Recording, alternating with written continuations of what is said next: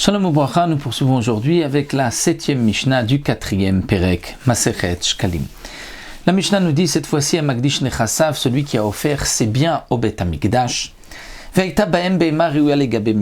Comme nous l'avons vu, généralement lorsque quelqu'un veut offrir au Bet Hamikdash ses biens, c'est plutôt pour l'entretien, le Bedek Habayit du Bet Hamikdash.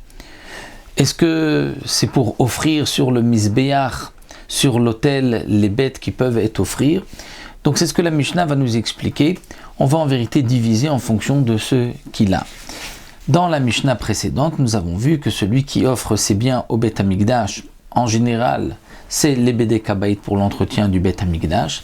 S'il y avait malgré tout des korbanot tzibour, c'est-à-dire de quoi faire des korbanot tzibour comme de la ktoret, du vin, des farines, de l'huile, alors nous avons vu comment on va procéder, c'était la Mishnah Vav. Dans cette Mishnah, Mishnah Zayin, la Mishnah nous dit à Magdish Nechasav, donc toujours le même principe, généralement c'est pour Bedek Habayit, pour l'entretien du Bet Hamikdash, Stama, Ve'ita Baem Bema Ruel Egabe Mizmer, mais on trouve parmi ces biens une bête qui pourrait être sacrifiée sur le Mizbeach, c'est-à-dire une bête qui n'a pas de défaut, qui fait partie des korbanot comme Zecharim ou Nekevot, que ce soit mâle ou femelle. Alors Rabbi Eliezer Omer, Rabbi Eliezer nous dit Zecharim imacheru letzorke olot. On ne va pas sacrifier directement la bête, puisque après tout l'argent doit aller au Bedek Habayit pour l'entretien du Bet Hamikdash. Mais ces bêtes peuvent être sacrifiées sur le Mizbeach, donc que va-t-on faire? Eh bien on va vendre ces bêtes pour ceux qui ont besoin d'un korban ola, d'un korban shlamim, et donc la bête va en fin de compte terminer, être sacrifiée sur le Mizbeach, et l'argent qu'on a récupéré de ces bêtes sera mis de côté pour l'entretien, le Bedek Habayit du Bet Hamikdash. Donc ça c'est ce que Rabbi Eliezer nous dit, Zecharim les mâles, imacheru letzorke olot, vont être vendus pour ceux qui ont besoin de korban ola, puisque le korban ola c'est un sacrifice, une cause qui est entièrement brûlé, qui est uniquement un mâle.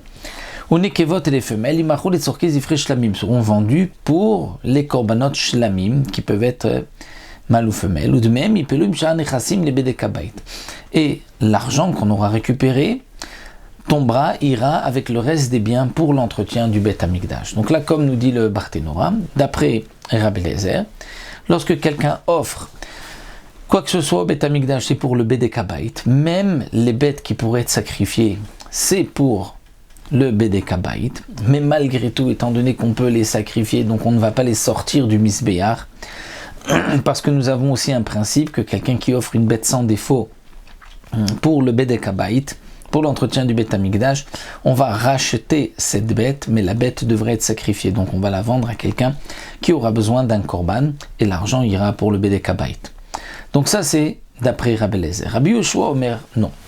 Rabbi Yoshua nous dit Zecharim atzmam ikrevu olot. Pour Rabbi Yoshua, il pense que si une bête est pour le Mizbeach, eh bien certainement la pensée de cet homme était pour l'offrir, pour la sacrifier sur le Mizbeach et non pas pour l'entretien du Bet Hamikdash. Et donc, les mâles, Zecharim, eux-mêmes atzmam ikrevu olot vont être sacrifiés comme korban ola. Ou nekevot, les femelles, qui ne peuvent pas être sacrifiées comme korban ola, mais qui malgré tout considère que son intention était pour korban ola, donc on va les vendre, imacheru letzorke zivre shlamim, pour quelqu'un qui a besoin d'un korban shlamim, mais l'argent qu'on aura récupéré, viavi bidmem olot, on achètera avec des korban ola, et on apportera un korban ola sur le Mizbeach avec l'argent de ces femelles qu'on va utiliser, on va prendre ces femelles-là pour un korban shlamim. Et le reste, le reste des biens iront pour l'entretien du Bet Hamikdash, le Bedek Habayit. Donc comme nous l'avons expliqué, pour Rabbi Yoshua, ce qui est apte au Mizbeach, certainement a été offert pour le Mizbeach, donc les mâles ola, les femelles, on les vendra pour korban shlamim, mais l'argent, on sacrifiera un ola. Pourquoi on ne prendra pas les femelles elles-mêmes et qu'on va les sacrifier comme korban shlamim? Parce que, nous dit le Barthénora, quelqu'un qui offre une bête au Bet Hamikdash, son intention est pour quelque chose qui ira entièrement au Bet Hamikdash. Et c'est le korban ola qui est entièrement brûlé. Alors que un korban shlamim où il y aura une partie pour le misbéach et une partie pour les kohanim et une partie pour les propriétaires. Donc on considère que la personne n'a pas voulu que ce soit pour ce but pour un korban shlamim. Donc on va vendre, puisque la bête ne peut pas être sacrifiée au là, donc on va la vendre pour qu'elle soit sacrifiée korban shlamim, parce qu'elle doit quand même rester au misbéach, mais l'argent nous permettra d'acheter d'autres bêtes qui seront sacrifiées comme korban ola.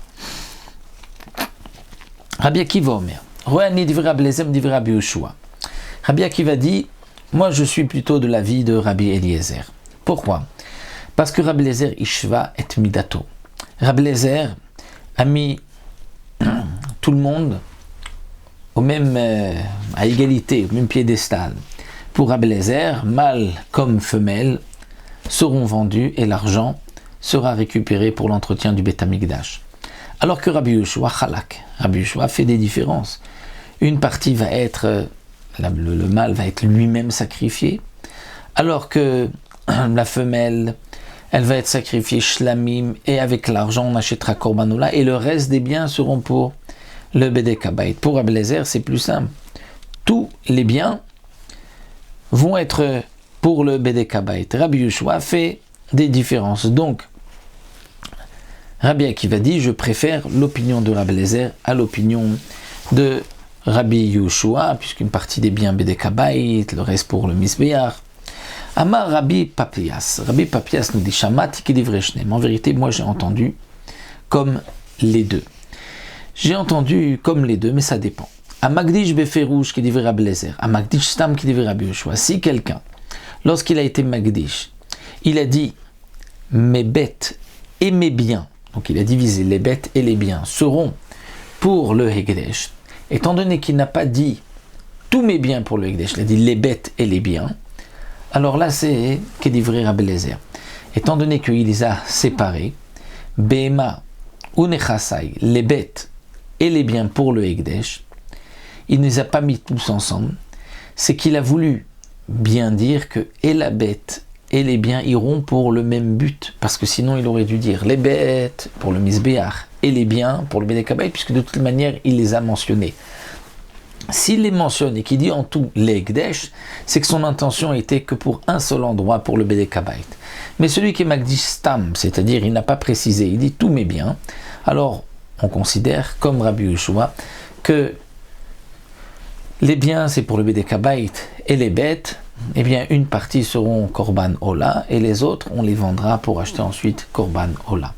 Donc ça c'est l'opinion de Rabbi Papias. Voilà, nous avons vu ici le din de celui qui offre ses biens pour le Beth Amikdash. Nous aurons encore une autre Mishnah, la Mishnah Chet, qui nous parlera de ça aussi.